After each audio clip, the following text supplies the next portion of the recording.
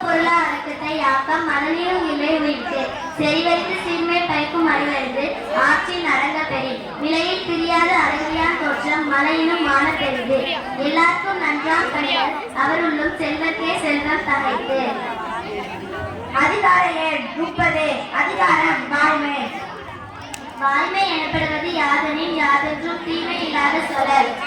பொய்மையும் வாய்மை இடத்த புறக்கேற்ற நன்மை பயக்குமினி தன்னன் அறிவது பொய்யற்க பொய்த்தப்பின் தன்னஞ்சே தன்னை சுடும். உள்ளத்தார் பொய்யாது ஒருவின் உலகத்தார் உள்ளத்துள் எல்லாம் உடல். மனத்தோடு வாய்மை மொழியின் தவத்தோடு தானம் செய்வாரின் தலை.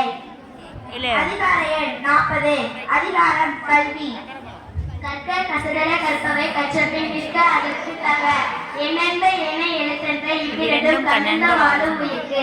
கண்ணுடையார் என்பவர் கற்றோர் முகத்திரண்டு புண்ணுடையார் கல்லாதவர். உவப்ப தலைக்கூடி உள்ள பிரிதர் அனைத்தே புலவர் தொழில். உடையார் முன் இல்லார்போல் ஏகற்றும் கற்றார் கடையரே கல்லாதவர்.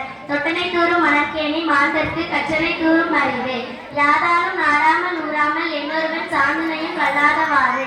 தான் காற்ற கல்வி ஒருவருக்கு ஏமா புடைத்து தாமை புரிவது உலகில் புறக்கண்டு காமுருவர் கற்றறிந்தார். கேடல் விழுச்செல்வம் கல்வி ஒருவருக்கு மாறல்ல மற்றையவை. நன்றி.